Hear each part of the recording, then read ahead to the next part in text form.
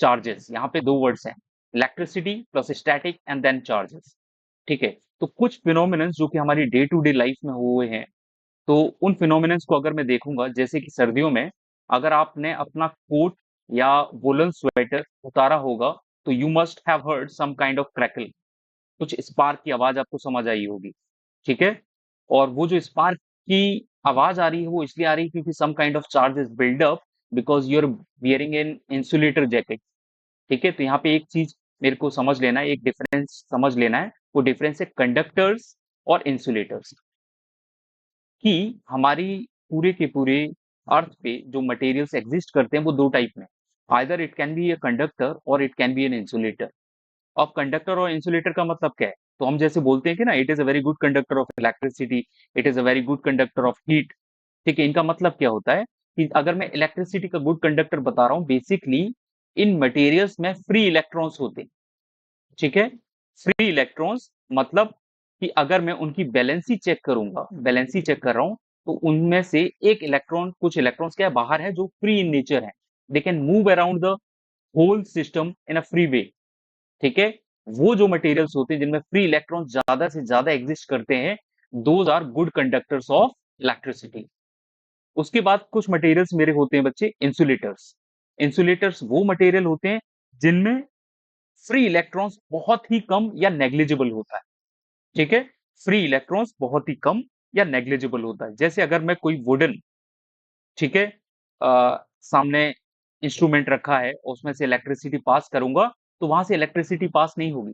Similarly plastic या रबड़, जब भी हम लोग घर पे या कोई भी स्विच ऑन ऑफ करते हैं, तो वी आर टोल्ड कि हमेशा आप अपना स्लीपर्स को पहन के रखिए।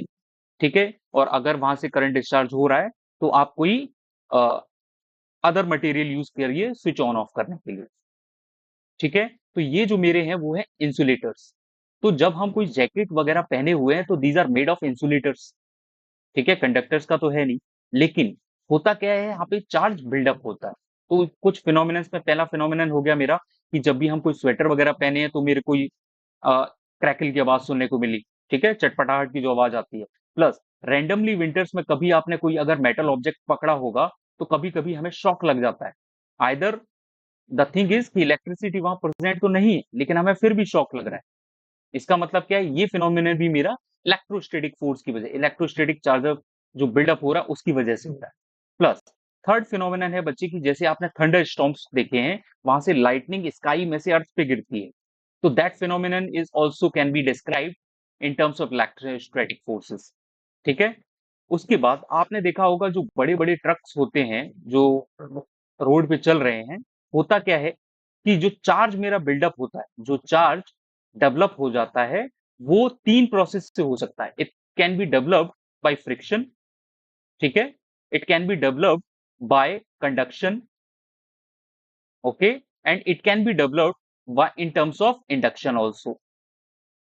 ठीक है, तो ये जो तीन तरीके से चार्ज बिल्डअप होता है, तो यहाँ पे फ्रिक्शन, क्योंकि गाड़ी जब चल रही तो एयर के साथ फ्रिक्शन होता है, तो उस फ्रिक्शन से भी गाड़ी में जो मेटल है, ठीक है, उसमें क्या है, चार्ज बिल्डअप हो जाता है। और कहीं अगर उसकी वजह से कोई स्पार्क डेवलप हो गया, तो कार अगर पेट्रोल या डीजल की इंजन बेस्ड है, तो उसमें आग लगने के चांसेस हो सकते हैं। तो इनसे बचने के लिए जो बड़े बड़े ट्रक्स होते हैं, आपने देखे होंगे, उनके पेट्रोल टैंकर्स में चेन लटकी होती है, ग्राउंड से रगड़ती हुई जाती है।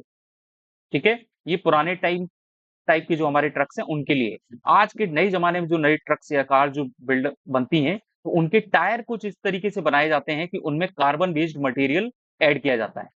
क्या किया जाता है? Carbon based material. उससे होता क्या है बच्चे, कि उस कार्बन बेस्ड मटेरियल से अर्थिंग प्रोवाइड की जाती है। ठीक है, तो मेरे को इतना समझ आ गया कि इलेक्ट्रोस्टैटिक फोर्स की वजह से ये सारे फिनोमिनन्स नेचुरल एनवायरनमेंट में देखे जा सकते हैं। लेकिन बेसिकली चार्ज है क्या? ठीक है, अगर मैं बेसिकली चार्ज को अंडरस्टैंड करने की बात अगर आपको बोलूंगा, तो आपको एक चीज समझनी है कि सबसे पहले हम देखते हैं कि एटम के अंदर क्या क्या एग्जिस्ट करता है। ठीक है, तो एटम के अंदर बच्चे मेरे पास इलेक्ट्रॉन है, प्रोटॉन है और न्यूट्रॉन है। ठीक है, तो मैं एक काम करता हूं, हम लोग इलेक्ट्रॉन, प्रोटॉन और न्यूट्रॉन को थोड़ा सा एनालाइज करते हैं कि आखिर हो क्या रहा है वहां। अभी तक हमको एक चीज तो पता है कि अगर दो मासेस मेरे पास एक डिस्टेंस पे रखे हुए हैं, तो उनके बीच में एक ग्रेविटेशनल फोर्स लगता है। वो ग्रेविटेशनल फोर्स बच्चे आपका G m1 m2 upon R square से डिस्क्राइब किया जा सकता है। दो ऑब्जेक्ट्स के बीच में उनकी मास की वजह से हमेशा एक ग्रेविटेशनल फोर्स वहां पे लगे। तो सिमिलरली एटम के अंदर भी मेरे पास क्या है, इलेक्ट्रॉन है, प्रोटॉन है और न्यूट्रॉन। अगर मैं इनके मास की बात करूं तो इलेक्ट्रॉन का जो मास होता है it is around 9 into 10⁻³ kilogram, और जो प्रोटॉन का मास होता है it is around 1.6 into 10⁻27 kilogram, और न्यूट्रॉन का भी सेम होता है। तो अगर ऑन एन एवरेज में देखूं there is a difference of around 10⁴, ठीक है, ये जो स्टैंडर्ड डिफरेंस है अराउंड अराउंड 10⁴ का मेरे पास यहाँ पे आपको डिफरेंस आपको देखने को मिलेगा इलेक्ट्रॉन और प्रोटॉन के अंदर। This is -31 and this is -27। There is a difference of 10⁴ between electron and proton. तो इसको और थोड़ा सा इमेजिन करने के लिए इसको ऐसे समझ लीजिए कि अगर आपका इलेक्ट्रॉन 1 केजी का होता तो आपका प्रोटॉन 10,000 किलोग्राम का होता। ठीक है, कि अगर मेरा इलेक्ट्रॉन 1 केजी का होता तो 10,000 केजी का डिफरेंस है बिटवीन इलेक्ट्रॉन और proton. This is 10,000 times of difference. तो इट मींस कि प्रोटॉन इज मच हैवियर, ठीक है, then your electron. Also electron जो है वो मेरा एक स्टैंडर्ड पार्टिकल है, it can not be broken down into further particles. ठीक है, अभी तक की जो हमारी अंडरस्टैंडिंग है उसमें इलेक्ट्रॉन को फर्दर डिवीजन प्रोवाइडेड नहीं है। लेकिन आपके जो प्रोटॉन होते हैं it can B divided in 3 quarks. ठीक है, 3 क्वार्क्स में इसको डिवाइड किया जा सकता है, जिसमें से 2 जो क्वार्क्स होते हैं उनमें चार्ज होता है, एक में डाउन चार्ज। अभी एक्सप्लेन करूं। ठीक है, तो बेसिकली आप एक चीज समझिए, जब भी दो इलेक्ट्रॉन इलेक्ट्रॉन को मैंने एक डिस्टेंस पे रख दिया तो इनके बीच में जो ग्रेविटेशनल फोर्स लगा, ठीक है, जो ग्रेविटेशनल फोर्स था वो 5.5 इंटू 10⁻67 के आसपास आया इन न्यूटन्स।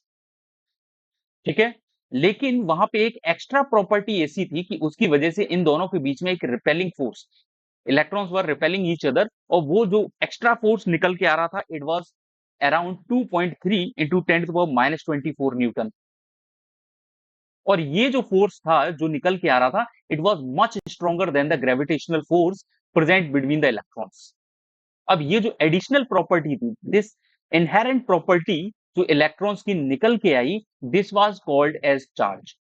कि कहीं ना कहीं ये जो चार्ज निकल के आया इसमें जो फोर्स लग रहा था इसकी वजह से, ये इसकी इंट्रिंसिक प्रॉपर्टी थी, और ये जो फोर्स था वो ग्रेविटेशनल फोर्स से बहुत ज्यादा ताकतवर था। ठीक है, तो इसी फोर्स को कि जब आपका चार्ज रेस्ट की पोजीशन पे है, चार्ज आपका रेस्ट की पोजीशन पे है, उसको हम बोलते हैं इलेक्ट्रोस्टैटिक फोर्स। ठीक है, व्हेन योर इलेक्ट्रॉन और योर चार्जेस आर रेस्ट, चाहे वो इलेक्ट्रॉन हो चाहे प्रोटॉन हो। ठीक है, अब यहां पे तो आपका इलेक्ट्रॉन पे ये फोर्स निकल के आया। सिमिलरली जब दो प्रोटॉन भी आपस में रखे गए तो पॉजिटिव पॉजिटिव होते इनको बोला जाता है, तो इनमें भी जो रिपेलिंग फोर्स था वो भी सेम था।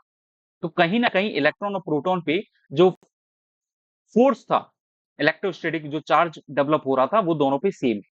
अब इलेक्ट्रॉन पे इसलिए होता है क्योंकि इसमें डायरेक्टली इतना चार्ज निकल के आ रहा था, लेकिन प्रोटॉन में 3 क्वार्क्स होते हैं तो 2 अप की पोजीशन में होते हैं, तो 2/3 प्लस 2/3 माइनस 1/3, इसको जब ऐड करेंगे तो it also comes around two 1 electric charge.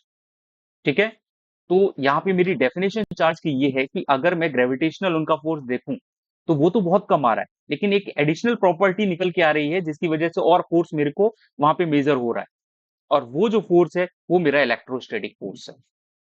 ठीक है, तो यहाँ पे एक चीज आप समझ सकते हो कि जो चार्ज की डेफिनेशन है, ठीक है, वो आप बड़े इजीली बोल सकते हो कि charge is something possessed by a material object that makes it possible for them to exert electrical force and to respond to electrical force। ठीक है, कि चार्ज एक ऐसी प्रॉपर्टी है जिसकी वजह से या तो मैं किसी दूसरे चार्ज पार्टिकल पे फोर्स एक्सर्ट कर सकता हूं, या अपने अपने जो खुद का चार्ज है उस पे दूसरे का जो रेस्पॉन्स है वो फील कर सकता हूं। ठीक है, तो this is my definition of charge. अब यहाँ पे बच्चे दो टाइप के चार्जेस निकल के आते हैं। ठीक है, और ये पूरा इलेक्ट्रोस्टैटिक चार्ज इलेक्ट्रिसिटी की जो हिस्ट्री है वो आपकी स्टार्ट हो जाती है अराउंड अराउंड 600 बीसी में, जो आपके एक मिलेटस करके थे थिल्स के, ग्रीस के एरिया में, तो उनको थेल्स ऑफ मिलेटस बोला जाता है। ठीक है, तो उन्होंने एक वर्ड इजाद किया था इलेक्ट्रॉन, ठीक है, और ये ग्रीक टर्म से निकल के आता है जिसका मतलब होता है एम्बर रॉड, ठीक है, अभी मैं आपको समझाऊंगा एम्बर रॉड क्या होता है, ठीक है, तो वहां से आपका इलेक्ट्रिसिटी और ये सारे वर्ड्स निकल के आए, ठीक है, तो ये चीजें मेरे को समझ आई। अब आगे देखते हैं कि बेसिकली जो टू काइंड्स ऑफ चार्जेस हैं मेरे पास, इनको कैसे देखा जाए। तो आपने देखा होगा रैंडमली कि अगर आप कोई कॉम्ब, जिसको हम बोलते हैं ना, कंघी करते हैं बालों में, अगर आप कोई कॉम्ब ले रहे हो, ठीक है, और बालों में कर रहे हो, तो sometimes it gets a little bit charge, और उससे आप पेपर उठाने की कोशिश करोगे तो उड़ जाएगा, ठीक है। सिमिलरली अगर आप कोई ग्लास रॉड लेते हो, कौन सी, एक ग्लास रॉड लेते हो और उसको एक सिल्क क्लॉथ से रब करते हो, किससे, सिल्क क्लॉथ से, और एक ग्लास रॉड को दूसरी ग्लास रॉड जो कि ऑल्सो, ठीक है, रब की गई है सिल्क क्लॉथ से, उन दोनों को आपस में पास में लाओगे तो दे विल रिपेल ईच अदर, ठीक है। सिमिलरली अगर आप कोई इबोनाइट रॉड लेते हो, ठीक है, कि अगर यहाँ पे आप सिल्क क्लॉथ भी दोनों आपस में रखोगे they will also repel each other, ठीक है। Similarly if you take two ebonite और एम्बर रॉड्स, ठीक है, and you rub it with a cat's fur, okay, they will repel each other, okay. तो यहां से मेरे को कुछ चीजें समझ आएंगी कि बेसिकली यहाँ पे कुछ टाइप का जो मटेरियल है, कुछ टाइप का जो चार्ज डेवलप हो रहा है, वो तो एक दूसरे को रिपेल कर रहा है, it is repelling each other, और सम काइंड ऑफ चार्ज जो मेरा डेवलप हो रहा है, it is attracting each other, ठीक है। तो मेरे को एक चीज समझ आया कि यहाँ पे जो लाइक चार्ज डेवलप हो रहा है सिमिलरली ग्लास पे वो एक दूसरे को रिपेल कर रहा है, ठीक है, और वहीं पे अगर मैं अनलाइक चार्जेस ऐड करूं, ग्लास रॉड को सिल्क के पास ले जाऊं, तो ये एक दूसरे को अट्रैक्ट कर रहे हैं। तो यहां से मेरे पास दो प्रॉपर्टीज निकल के आएंगी कि like charges repel each other, like charges repel each other, ठीक है, और जो अनलाइक चार्जेस होंगे मेरे, कौन से चार्जेस, अनलाइक चार्जेस होंगे, वो एक दूसरे को अट्रैक्ट करेंगे, यहाँ पे अट्रैक्शन का फोर्स आएगा। तो बेसिकली अगर मैं एक डिफरेंस देखूं यहाँ पे, कि आपका ग्रेविटेशनल फोर्स तो सिर्फ अट्रैक्टिव इन नेचर था, लेकिन आपका जो इलेक्ट्रोस्टैटिक फोर्स है, it is attractive as well as repulsive, इसमें दोनों नेचर, ठीक है।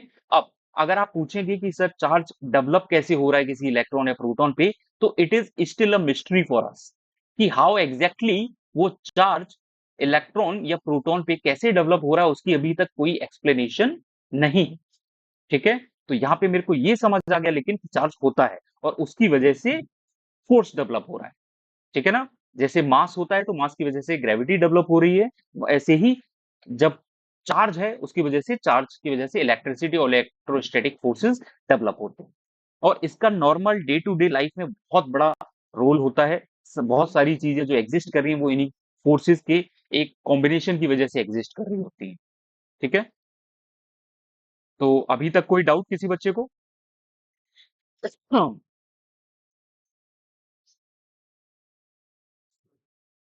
Any doubt till now?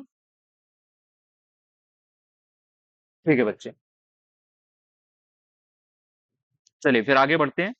अब यहाँ पे एक चीज समझ आ गया हमको कि दो टाइप के चार्जेस हैं, ठीक है, एक लाइक चार्जेस हैं और अनलाइक चार्जेस हैं। उसी से एक कंक्लूजन निकल के आया, एक हमारे साइंटिस्ट थे बेंजामिन फ्रैंकलिन करके, उन्होंने क्या किया, चार्जेस को पॉजिटिव और नेगेटिव चार्ज में डिफाइन कर दिया। उन्होंने बोला कुछ चार्जेस मेरे पॉजिटिव हैं और कुछ चार्जेस मेरे नेगेटिव हैं। अब ये कैसे पता चलेगा कौन से चार्ज पॉजिटिव है, जो हमने इतने सारे एक्सपेरिमेंट इतने सालों से चले आ रहे हैं, तो उनसे मेरा ये चीज क्लियर हो जाता है, कुछ चीज पॉजिटिव चार्ज एक्वायर करती है, कुछ चीज नेगेटिव।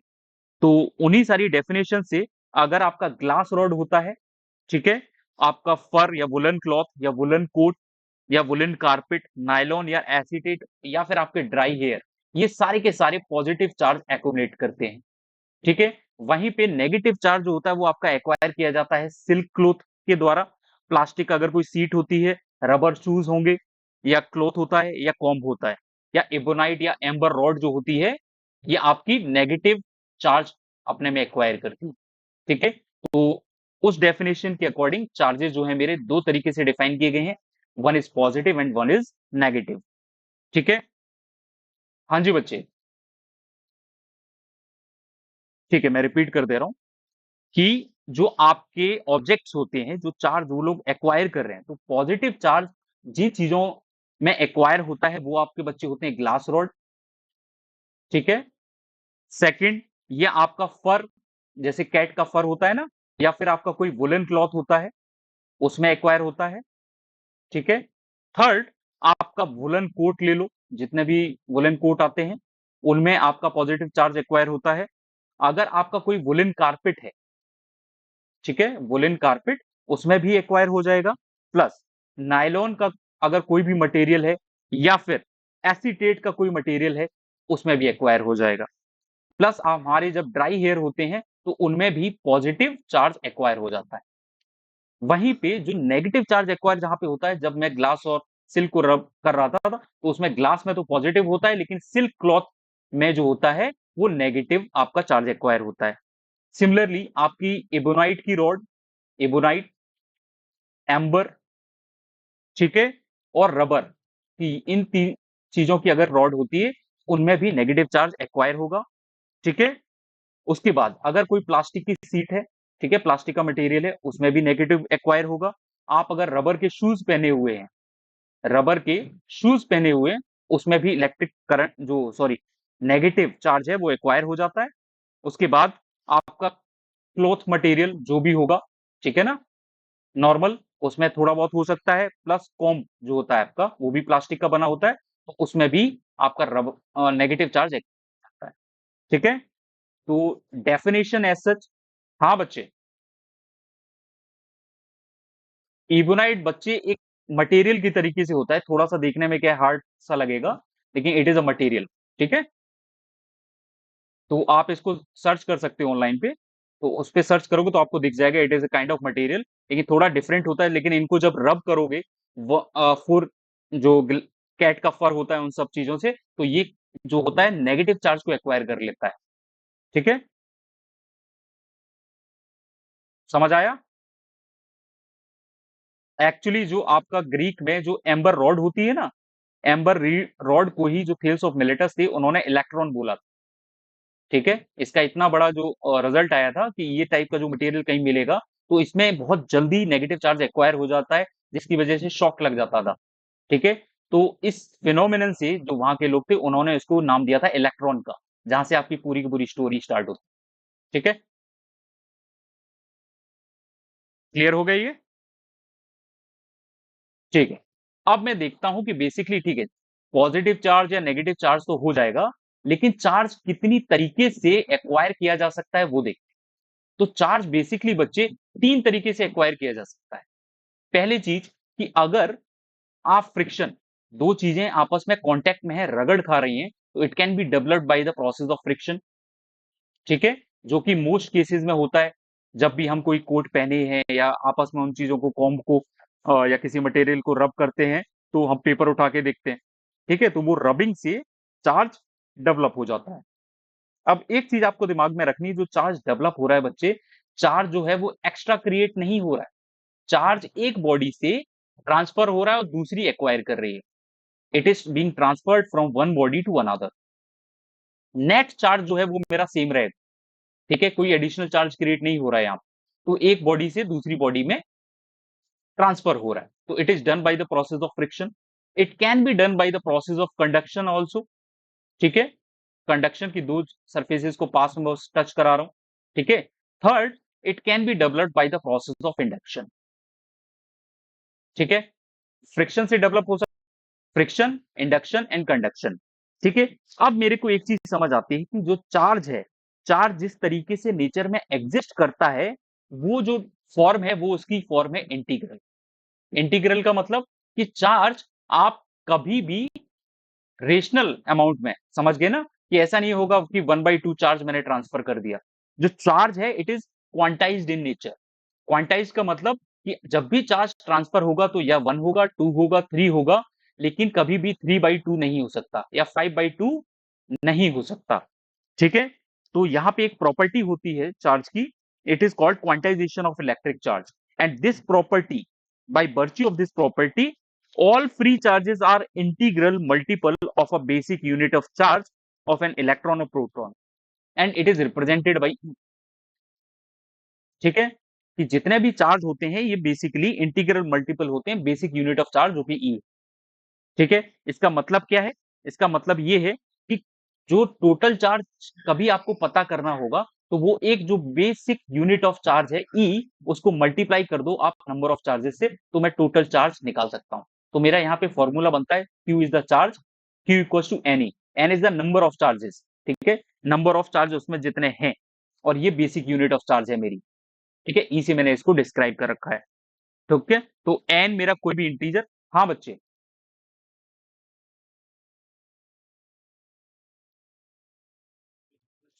वही चीज मैं बता रहा हूं, जब भी आप 3/2 करोगे 1.5, ये पॉसिबल नहीं है।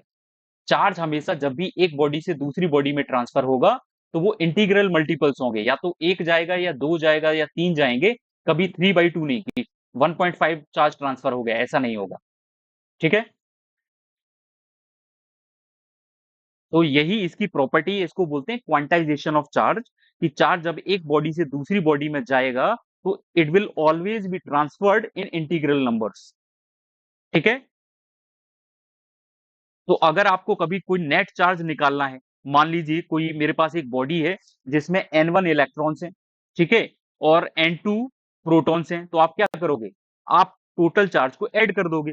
प्रोटॉन्स पे जो चार्ज होगा पॉजिटिव चार्ज होगा, तो N2E हो जाएगा। और इलेक्ट्रॉन्स पे क्या होगा? नेगेटिव चार्ज होगा, तो आप उसको कैसे लिखोगे? N1 माइनस का E। तो टोटल चार्ज जो मेरा निकल के आएगा, अगर एक बॉडी जिसपे N1 क्या कहते हैं, इलेक्ट्रॉन्स है, और N2 प्रोटॉन्स हैं, तो वहां पे जो टोटल चार्ज होगा वो इस इक्वेशन से डिफाइन कर सकते हो आप। ठीक है, तो यहाँ पे E अगर बाहर ले लूंगा, तो अंदर में क्या बचेगा? Q इक्वल्स टू क्या बचेगा? N2 माइनस N1 इंटू ई। क्लियर है? ठीक है बच्चे, चलिए एक क्वेश्चन देता हूं मैं आपको, देखते हैं इससे थोड़ा सा क्लैरिटी आएगा। Write down a question. Is a charge of 5.8, is a charge of 5.8, is a charge of 5.8 into 10 to the power minus 18 coulomb, 5.8 into 10 to the power minus 18 coulomb possible? क्या इतना अमाउंट ऑफ चार्ज पॉसिबल होगा? Is the charge of 5.8 into 10 to the power minus 18 coulomb possible? Find out करिए, कितना answer आया आपका?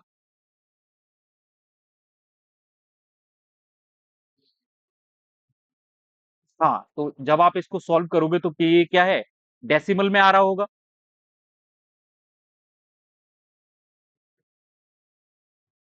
ठीक है, ठीक है। अब इसको कभी भी लेकिन इस तरीके से नहीं करना है कि ये डायरेक्टली आपने यहाँ डेसिमल देखा तो आपने सॉल्व कर दिया। ठीक है, ये गलत तरीका है, क्योंकि कभी कभी अगर वो मल्टीप्लाई हो रहा है, डायरेक्ट मल्टीपल इंटीग्रल मल्टीपल है, तो ये डिवाइड हो जाता है। ठीक है, आपको क्या करना है, यहाँ पे आपको एन की वैल्यू चेक करनी है, क्योंकि Q इक्वल टू एन ही है, तो एन का फॉर्मूला क्या हो जाएगा?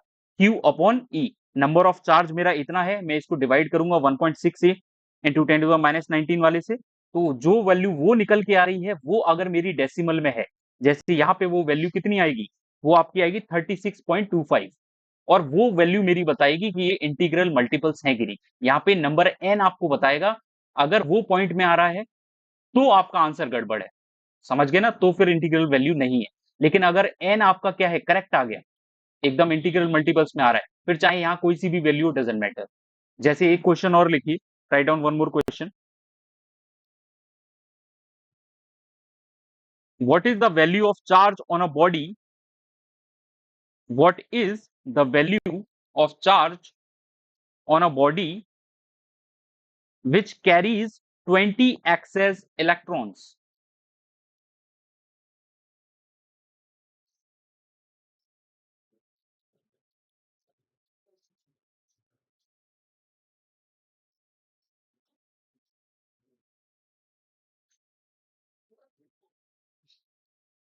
ठीक है, write down the question. What is the value of charge on a body which carries 20 excess electrons?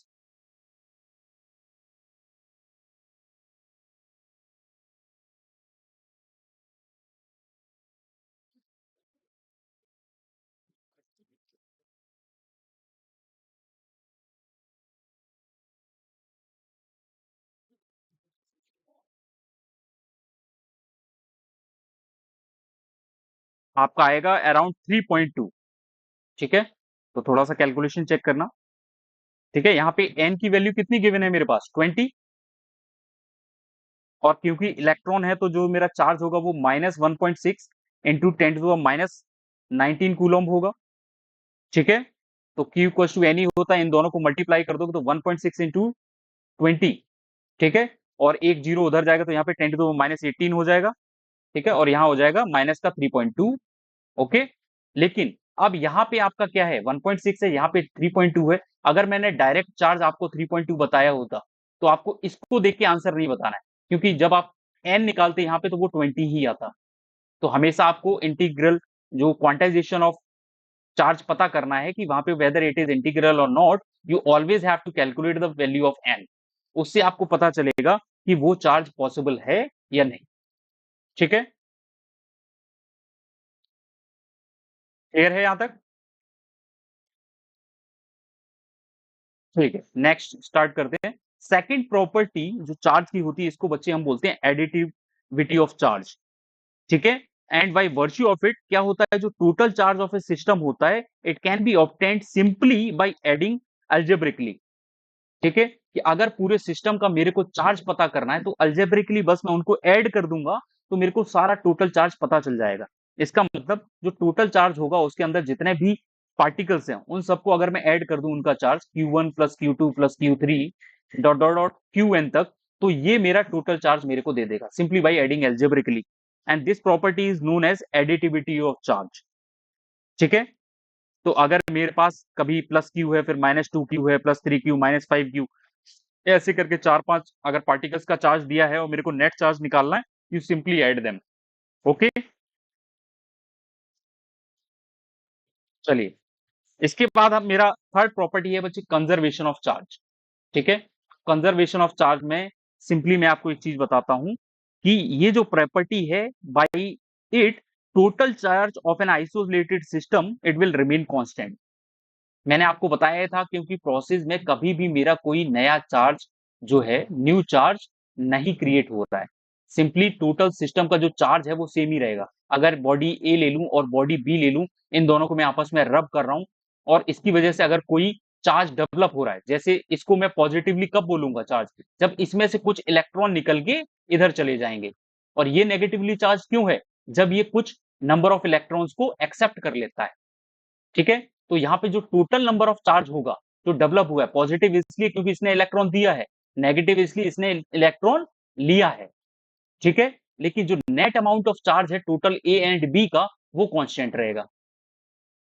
Understood? ठीक है, मैं देखो दोबारा बताता हूँ। हो क्या रहा है, मेरे पास अगर दो बॉडी, ठीक है, अगर मानो मैंने एक ग्लास रॉड लिया था। ठीक है, ग्लास रॉड लिया और यहाँ पे मेरे पास सिल्क का क्लॉथ है जो बी से है। तो जब मैं इनको आपस में रब करूंगा तो आपका जो ग्लास रॉड होता है ये पॉजिटिवली चार्ज हो जाता है। ठीक है, सिल्क जो होता है वो नेगेटिवली चार्ज हो जाता है। अब उसके बाद अगर आप ग्लास रॉड को सिल्क के पास लाओगे तो ये इसको अट्रैक्ट करना चालू कर देता है।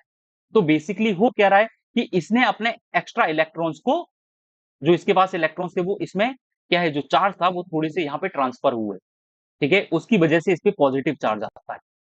ठीक है, और क्योंकि इसने गेन किया है तो इस पे नेगेटिव चार्ज आ रहा है। फिर आप इसको जब इसके पास लाओगे तो क्योंकि नेगेटिव का अमाउंट ज्यादा है, इसमें पॉजिटिव का अमाउंट ज्यादा हो गया, तो यहाँ पे अट्रैक्टिव फोर्स आपको देखने को मिलेगा। ठीक है, लेकिन क्या इस प्रोसेस में कोई नया चार्ज मेरा क्रिएट हुआ है? नहीं। जो टोटल चार्ज दोनों बॉडीज का है, दोनों इंसुलेटेड बॉडीज का, it will remain constant. Clear हो गया? इट प्रॉपर्टी को हम बोलते हैं कंजर्वेशन ऑफ चार्ज। ठीक है, तो आपकी तीन प्रॉपर्टी हो गई।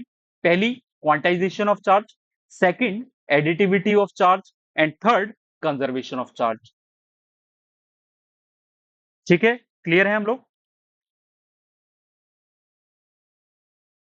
ठीक है, देखो होता क्या है सिमिलरली, अगर आप एक गामा रे फोटोन को ले लोगे, गामा रे फोटोन को आप अगर ब्रेक करोगे या मटेरियलाइज करोगे, जब भी वो करेगा तो वो एक इलेक्ट्रॉन में और एक आपके पॉजिट्रॉन में ब्रेक होता है। ठीक है, और उनका जो टोटल चार्ज फिर आप करोगे, क्योंकि इलेक्ट्रॉन पे नेगेटिव है, पॉजिट्रॉन पे पॉजिटिव होता है, दोनों को ऐड करोगे तो नेट चार्ज फिर भी मेरा जीरो ही रहेगा।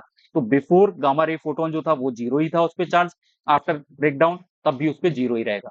तो नेट चार्ज मेरा क्या है, अभी भी कंजर्व्ड है। ठीक है, तो ऐसी बहुत सारी प्रॉपर्टीज होती हैं, जैसे एनाइलेशन ऑफ मैटर भी देखोगे तो उसमें भी सेम होता है। ठीक है, तो ये मेरी प्रॉपर्टी है, 3 प्रॉपर्टी हो गई। अब मैं एक काम करता हूं कि मैंने आपको बताया कि चार्ज की वजह से तो मेरा इलेक्ट्रिक फोर्स जनरेट हो रहा है, और मास की वजह से क्या था, मेरा ग्रेविटेशनल फोर्स डेवलप हो रहा था। तो अगर मैं अब यहाँ पे डिफरेंस देख, तो चार्ज और मास के बीच में एक डिफरेंस क्रिएट है। ठीक है, कि चार्ज जो है उसकी प्रॉपर्टीज अलग हैं और मास की प्रॉपर्टीज अलग हैं। ठीक है, तो चार्ज की क्या प्रॉपर्टी मेरे को समझ आई, कि जो चार्ज है मेरा बेसिकली वो पॉजिटिव भी हो सकता है, नेगेटिव भी हो सकता है और जीरो भी हो सकता है। ठीक है, लेकिन मास ऑफ अ बॉडी क्या है बच्चे, ये हमेशा ही पॉजिटिव क्वांटिटी रहती है। अगर मैं मास बोलूंगा तो मास हमेशा क्या होगा, पॉजिटिव ही हो सकता है, ये नेगेटिव और जीरो नहीं होगा। ठीक है, प्लस दूसरी चीज, जो चार्ज कैरी होता है, कोई बॉडी किसी चार्ज को जब कैरी कर रही होती है, it does not depend upon the velocity of the body, कि अगर आप बहुत तेज किसी वेलोसिटी से मूव कर रहे हैं तो क्या charge on the body change हो जाएगा, नहीं चेंज होगा। लेकिन वहीं पे आइंस्टाइन की इक्वेशंस हमें ये बताती हैं कि अगर किसी बॉडी में मास है and you are travelling at very high speeds, तो mass of the body will increase. ठीक है, कि कहीं ना कहीं मास ऑफ द बॉडी में इंक्रीमेंट हो जाएगा, लेकिन चार्ज के साथ ऐसी कोई प्रॉपर्टी नहीं है। थर्ड डिफरेंस बच्चे जो होता है मेरे पास, कि चार्ज जो है वो मेरा क्वांटाइज है। क्या है, इट इज क्वांटाइज्ड, लेकिन मास का क्वांटाइजेशन अभी तक नहीं हुआ है। ठीक है, it is not established till now. Fourth जो मेरी प्रॉपर्टी है, कि मेरा इलेक्ट्रिक चार्ज जो है it is conserved in nature, it is conserved in nature, लेकिन जो मेरा मास है इट इज नॉट कंजर्व, क्योंकि ये कॉन्स्टेंटली क्या है, it can B change into one form और अनदर एनर्जी, और वाइस वर्सा चेंज हो सकता है। तो मास का जो कंजर्वेशन है इट इज नॉट देयर। एक लास्ट मेरा जो डिफरेंस है, कि चार्ज जो होता है वो मेरा अट्रैक्टिव फोर्स भी जनरेट करेगा और रिपल्सिव फोर्स भी जनरेट करेगा, लेकिन जो मास है वो सिर्फ आपका अट्रैक्टिव फोर्स जनरेट करता है। ठीक है, तो do we understand this particular difference between charge and mass. ठीक है, यहां तक किसी को कोई दिक्कत नहीं।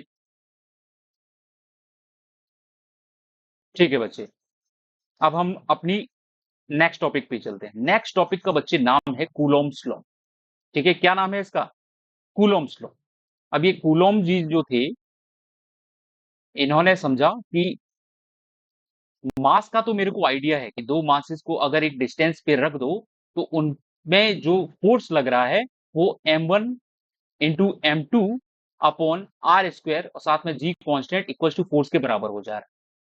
ठीक है, तो इन्होंने बहुत सारे डाटा पे रिसर्च किया, और इन्होंने जब रिसर्च किया तो इनको समझ आया कहीं ना कहीं, ठीक है, कि जो दो चार्जेस के बीच में फोर्स लग रहा है, weather it is repulsive in nature और अट्रैक्टिव इन नेचर, कहीं ना कहीं वो चार्ज के प्लेसमेंट पे भी डिपेंड कर रहा है, कि दो चार्जेस अगर मेरे पास में है, उनके बीच में जो फोर्स लग रहा है वो क्या है, डिस्टेंस से भी डिपेंड कर रहा है, इनडायरेक्टली डिस्टेंस पे भी डिपेंड कर रहा है। तो यहां पे भी जो फोर्स मेरा निकल के आया है, it came out at to be F is directly proportional to the multiplication of Q1 and Q2, two charges placed at a distance, okay, R apart। तो यहाँ पे लेकिन जो फोर्स था वो इनडायरेक्टली प्रोपोर्शन, और ठीक है, ये 1 अपॉन में प्रोपोर्शन निकल के आया आर स्क्वायर के। ठीक है, तो F is proportional to Q1 Q2 upon R square. अब यहाँ पे जब मैंने प्रोपोर्शनलिटी, जैसे आप इस साइन को हटाओगे, F इक्वल टू करते हो, तो मेरा एक प्रोपोर्शनलिटी कांस्टेंट मैंने लिया which is known as K, and then Q1 into Q2 upon R square, और इस फॉर्मूले को मैंने बोला बच्चे Coulomb law. This particular equation is known as Coulomb's law. ठीक है, ये इक्वेशन बताती है कि दो चार्जेस अगर मेरे एक डिस्टेंस पे हैं, ठीक है, तो उनका फोर्स क्या होगा, जब डिस्टेंस छोटी होगी तो फोर्स ज्यादा होगा, डिस्टेंस बड़ी करते जाऊंगा तो फोर्स क्या करेगा, कम होते जाएगा। ठीक है, तो ये मेरी रिजल्ट निकल के आया। प्लस यहाँ पे जो मैंने प्रोपोर्शनलिटी कांस्टेंट स्मॉल के है मेरा, क्या है, स्मॉल के, और इसकी वैल्यू जो निकल के आई it is known as electrostatic force constant, और इसकी वैल्यू मेरी निकल के आती है 4 pi epsilon naught, 1/4 pi epsilon naught. ठीक है, तो कूलॉम्स लॉ मेरा जो निकल के आया वो क्या है बच्चे? It is a force of interaction between any two point charges here, okay, and is directly proportional to the product of the charges and inversely proportional to the square of the distance between them. ठीक है, clear हो गया? ठीक है, क्या बच्चे? Unit, हाँ unit में अभी आपको बताऊंगा इसका। ठीक है, जब मैं इसकी यूनिट निकालूंगा, ठीक है, एक सेकेंड, जब हम इसकी यूनिट निकालेंगे तो क्लियर हो जाएगा। ठीक है, ये नोट डाउन कर लिया। अब यहाँ पे जब आप के की यूनिट निकालोगे बच्चे, क्यू, ठीक है, के की यूनिट जो आएगी वो आपकी आएगी न्यूटन मीटर स्क्वायर पर कूलॉम्ब स्क्वायर। ठीक है, प्लस आप यहाँ पे एप्सिलॉन नॉट की भी क्या करते हैं, एप्सिलॉन नॉट की भी यूनिट निकाल सकते हो। ठीक है,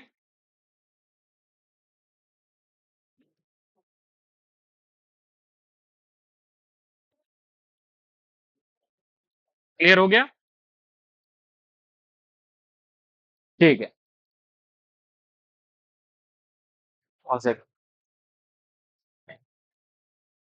वन सेकंड, लेट्स बिगिन। ठीक है, चलिए, अब मेरे को आप ये बताइए, आप में से किस किस को एप्सिलॉन नॉट का पता है? What is epsilon not here?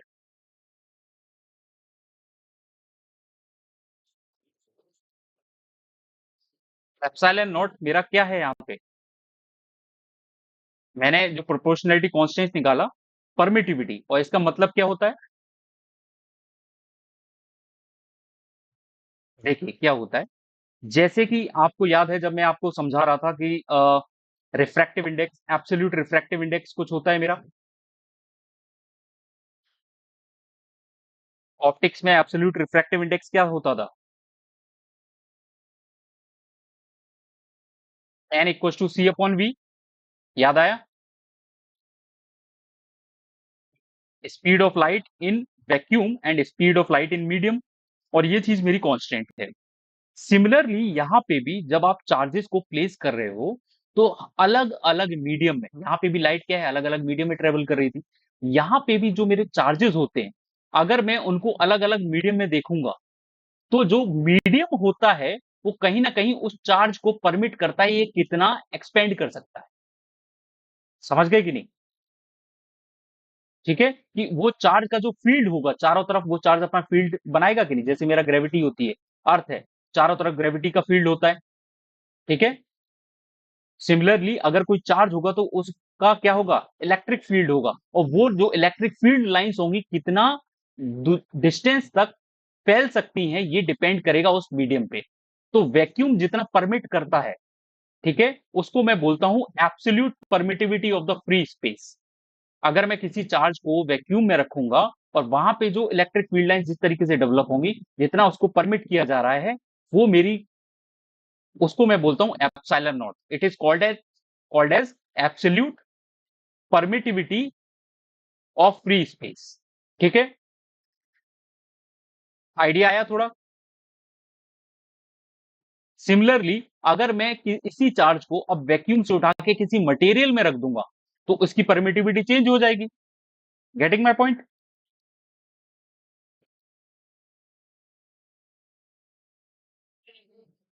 ये चीज क्लियर हो गया कि नहीं, कि अगर मैंने चार्ज को यहाँ पे वैक्यूम में रखा है तो मैं एप्सिलॉन नॉट को यहाँ पे लिख रहा हूं, लेकिन जब भी आप उस चार्ज को उठा के किसी और मीडियम में प्लेस कर दोगे तो वहां पे उसका जो वैल्यू होगा वो क्या हो जाएगा, चेंज हो जाएगा। ठीक है, उस रेशियो को, कि अगर मान लो मैंने अभी दो चार्जेस को क्या है वैक्यूम में रखा तो मेरा एक फोर्स लग रहा है वैक्यूम वाला एफओ।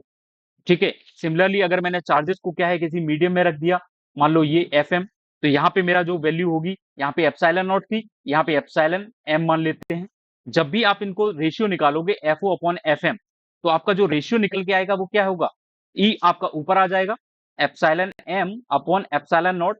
ठीक है, ये आपकी वैल्यू निकल के आएगी इसके, और ये दोनों को मैं बोलता हूं एप्सिलॉन आर या कैपिटल के, that is relative electrical permittivity. जैसे आपका रिलेटिव रिफ्रैक्टिव इंडेक्स होता था, यहां पे मेरा क्या निकल के आएगा, रिलेटिव इलेक्ट्रिकल परमिटिविटी, जहां पे epsilon M is the permittivity inside the medium epsilon naught is the permittivity in free space, and this particular epsilon r, which is capital K, is my relative electrical permittivity medium के द्वारा। और इसी को बच्चे मैं dielectric constant भी बोलूंगा बाद में, ठीक है। It is also known as dielectric constant, तो उसको बाद में समझेंगे। तो पहले हम देख लेते हैं, यहां तक हमको क्लियर हो गया कि चार्ज को अगर मैं एक डिस्टेंस पे दो चार्जेस प्लेस्ड है, वेदर दे आर पॉजिटिव और नेगेटिव डजंट मैटर, अगर मैंने उनको रख दिया, उनकी बीच की जो डिस्टेंस होगी वो डिफाइन करेगी कि चार्ज कितना स्ट्रांग है या कितना वीक है। अगर दो पॉइंट चार्जेस मेरे, उनकी डिस्टेंस कम होगी तो फोर्स मेरा बड़ा होगा, उनके बीच की डिस्टेंस ज्यादा होगी तो फोर्स मेरा वीक होगा। तो this is my Coulomb's law, ठीक है। अब कूलॉम्स लॉ को अगर मैं वेक्टर फॉर्म में देखूंगा, जैसे मोस्ट ऑफ द टाइम आपके एग्जाम्स में आता है, तो उसमें क्या करते हैं, दो मैंने चार्जेस को वेक्टर फॉर्म में लिख दिया। इसका मतलब कि अगर कोई चार्ज ये एक यहाँ पे एक यहाँ पे है, तो अगर आप इसको एक थ्री डायमेंशन में देखोगे, एक्स वाई जेड की डायमेंशन में, तो हमेशा इसका क्या होगा, एक पोजीशन वेक्टर होगा। अब मान लो इस पोजीशन वेक्टर में यहाँ पे इसका r1 पोजीशन वेक्टर है और इसका पोजीशन वेक्टर है r2, ठीक है। ये मेरा चार्ज रखा है q1 and this is my charge q2, और दोनों ही अगर मैं क्या करूं, पॉजिटिवली चार्ज मान लेता हूं, ठीक है। तो Q1 Q2 पे क्या करेगा, फोर्स एक्सर्ट करेगा, और जो Q1 Q2 पे फोर्स एक्सर्ट करेगा मतलब इसको रिपेल करेगा, किस डायरेक्शन में करेगा, इस डायरेक्शन में। Q2 Q1 पे फोर्स लगाएगा, किस डायरेक्शन में, इस डायरेक्शन में, ठीक है। तो इस पे जो फोर्स लगा होगा, वन जो टू पे फोर्स लगा रहा है, ठीक है, इसका मतलब Q2 चार्ज पे जो फोर्स लगाया जा रहा है वन के द्वारा, इसको मैं बोलूंगा force exerted by second charge, first charge on the second, तो 2-1 F21। यहाँ पे Q2 Q1 पे फोर्स लगा रहा है, तो this is known as F12। अब आपको एक चीज समझ आएगी, क्योंकि दोनों ही पॉइंट चार्जेस हैं अपार्ट एट अ डिस्टेंस, जिनके पोजीशन वेक्टर r1 और r2 है, तो इनके बीच का जो पोजीशन वेक्टर क्या होगा, जब आप इस डायरेक्शन से इस डायरेक्शन में जाओगे दिस विल बी r12, और जब इस डायरेक्शन से इस डायरेक्शन में जाओगे तो r21, ठीक है। तो इनके बीच का जो फोर्स लगेगा, चाहे वो F21 है चाहे F12 है, अगर दोनों सेम चार्जेस हैं तो मेरा F12 इक्वल एंड अपोजिट होगा किसके, F21 के। तो ये जो है, ये मेरा न्यूटन का थर्ड लॉ अप्लाई या फॉलो कर रहा है, ठीक है। तो this is my Coulomb's law in vector form, इसको आप इस तरीके से स्टडी कर सकते हैं। यहाँ पे मैंने एक थ्री डायमेंशन में जो भी मेरे चार्ज का प्लेसमेंट है, वहां पे इनकी position vector r1 and r2 है, and one charge is exerting some kind of force on another charge, ठीक है। एंड बोथ जो दोनों ही फोर्स होंगे वो equal and opposite in nature होंगे, ठीक है। ठीक है, किसी बच्चे को कोई भी डाउट है यहां तक?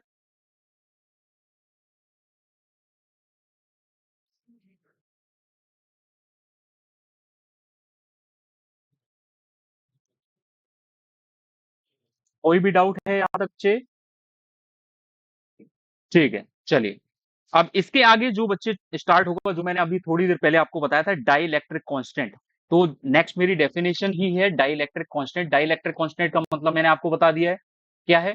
डाई इलेक्ट्रिक कॉन्स्टेंट क्या होता है, it is relative electrical permittivity, that is epsilon R, और या इसको कैपिटल के बोलते हैं। ये कैसे डिफाइन होता है, epsilon M upon epsilon naught और F O upon F M, जहां पे फोर्स ये फ्री स्पेस में लग रहा है और ये फोर्स मीडियम के अंदर लग रहा है। तो एप्सिलॉन आर आपका क्या है, रिलेटिव इलेक्ट्रिकल परमिटिविटी और डाइलेक्ट्रिक कांस्टेंट, ठीक है।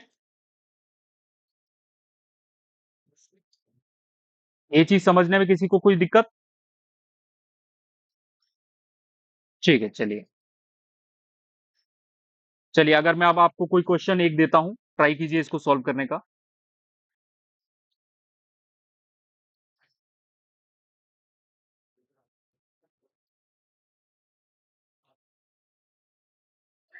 To charge particles, two charged particles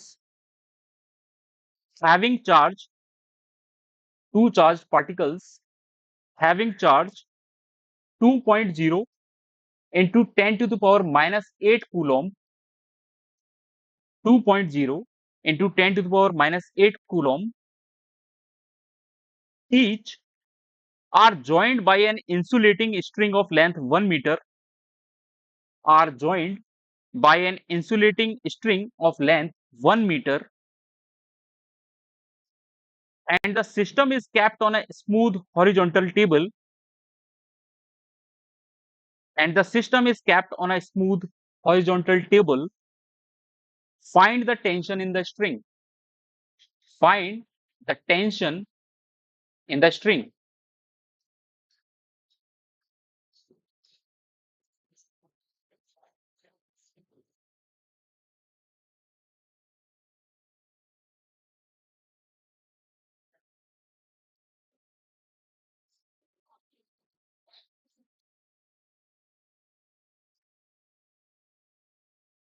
यहाँ पे हमारे पास दो चार्जेस हैं, दोनों ही Q1 and Q2 both are 2 into 10⁻⁻8 cent coulomb.